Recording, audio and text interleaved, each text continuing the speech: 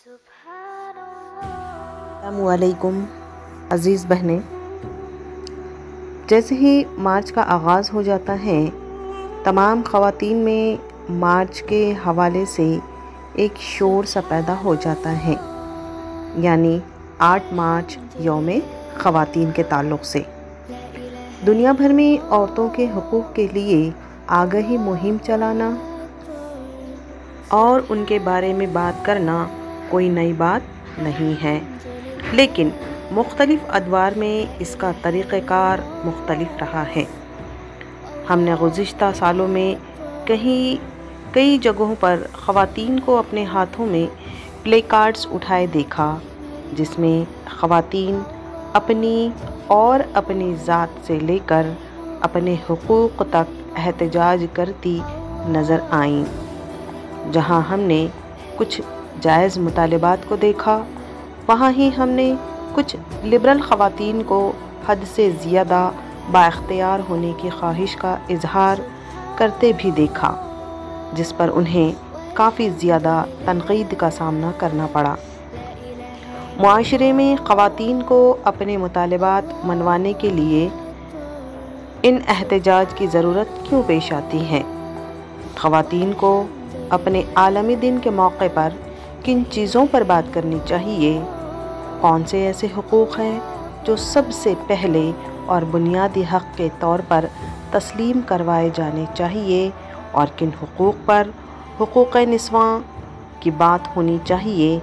आइए इस पर बात करते हैं। इसमें नंबर 1 है कबूल करना। हमारे मुआशरे में बेटी का पैदा होना शुरू ही से तस्लीम नहीं किया जाता है। ये एक ऐसा अमूमी रवैया है जिसमें शऊर देकर भी तब्दील नहीं कर सके। उसकी बुनियादी वजह वो सोच है जिसने बेटे की पैदाइश को जायदाद का वारिस बनाकर बेटी को हक़ महरूमियत बख्शा, बेटी की शादी भारी जिम्मेदारी बनाकर जहेज़ का तसव्वुर दिया, और बेटी अल्लाह पाक की रहमत की बजाय ज़हमत तसव्वुर होने लग गई। जब भी किसी के घर बेटी पैदा होती है तो सबसे पहले एक औरत ही दूसरी औरत को तनक़ीद का निशाना बनाती है। ऐसा इस वजह से है कि एक औरत होने के नाते हमने कभी भी औरत की अज़मत को तस्लीम नहीं किया। सबसे पहले ख़ुद को काश मैं मर्द होती ये कहना छोड़ दीजिए।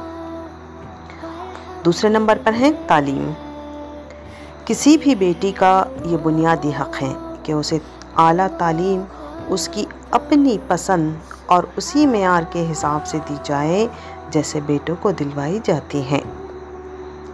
आईन पाकिस्तान की आर्टिकल 25A के मुताबिक 5 से 16 साल तक की उम्र के बच्चों को मज़कूरा तरीक़ेकार पर, जैसा कि कानून पर मुक़र्रर किया जाए, मुफ्त और लाज़मी तालीम फ़राहम करने का वादा करती हैं।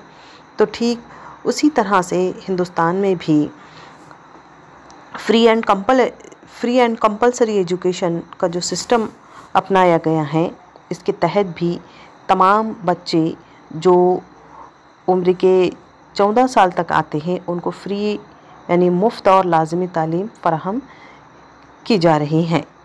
इसलिए दूसरा हक़ अपने तालीम का लीजिए, और एक प्ले कार्ड पर लिखा होना चाहिए, आला तालीम हासिल करना मेरा बुनियादी हक़ है।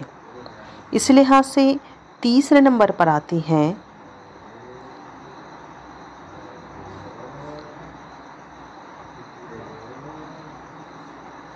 जायदाद का हक़, प्रॉपर्टी। बेटी बेवा, बीवी, बहन, माँ किसी भी शरई रिश्ते की जायदाद में अपने हिस्से की वारिस होती हैं, लेकिन ना तो ख़वातीन इस पर बोलती हैं और ना ही घर वालों से इसका मुतालबा करती हैं, और अगर गलती से कोई कर भी दे तो उसे इंतहाई मायूब समझा जाता है। न सिर्फ उससे सब ताल्लुक़ ही ख़त्म कर दिए जाते हैं, बल्कि उसे समाजी तौर पर भी बुरा समझा जाता है। जबकि कुरान वाज़े तौर पर औरत की जायदाद में हिस्से को तस्लीम करता है। इसीलिए एक प्ले कार्ड पर लिखा होना चाहिए, मुझे जायदाद में अपना शरई हिस्सा चाहिए, ये हक़ मुझे मेरा मज़हब देता है।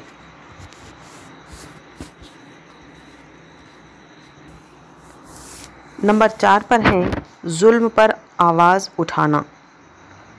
21ویں صدی میں بھی جاہلانہ رسومات عروج پر ہیں۔ راہ چلتے عورتوں پر آوازیں کسنا، انہیں برے ناموں سے پکارنا، مذاق اڑانا، سوشل میڈیا پر ان کی تضحیک کرنا، انہیں بلیک میل کرنا اور غیر مہذب الفاظ کا استعمال کرنا روزمرہ کا معمول بن چکا ہے۔ یعنی آج بھی دور جہالت کے پیروکار موجود ہیں۔ کسی کی بہن کے ساتھ اگر کوئی نازیبا حرکت ہو جائے تو بھائی اسے غیرت کے نام پر قتل کر دیتا ہے، بجائے یہ کہ اپنی بہن کے ساتھ ہونے والی زیادتی پر مجرم کو قانون کے دائرے میں لائے۔ گھریلو تشدد میں اگر خواتین قبر میں اتر جاتی ہیں لیکن ان کے بارے میں بات نہیں کی جاتی، بلکہ ہر قتل کو آرام سے غیرت کے کھاتے میں ڈال کر خود کو بری آزما قرار دے دیا جاتا ہے۔ ایسا اب ہرگز نہیں ہونا چاہیے۔ خواتین کو نہ خاموش سے مار کھانی چاہیے، نہ ظلم سہنا چاہیے۔ اس کے لیے آواز اٹھانا سب سے بڑی ذمہ داری خود خواتین کی اپنی ہے۔ اس لیے ان سب کے لیے اب پلے کارڈز پر لکھا ہونا چاہیے، کوئی بھی خاتون گھریلو اور معاشرے کا کوئی ذہنی اور جسمانی تشدد برداشت نہیں کرے گی۔ اسی کے ساتھ ساتھ آزادی کے اظہار کا حق۔ کسی بھی جگہ پر اکثر خاتون کا بولنا معیوب سمجھا جاتا ہے، جبکہ خواتین کی اپنی رائے بہت اہمیت رکھتی ہیں۔ مذہب اسلام میں عورتوں کی آزادی کا حق اتنا ہی ہے جتنا کہ مرد کو حاصل ہے، خواہ وہ دینی معاملہ ہو یا دنیاوی۔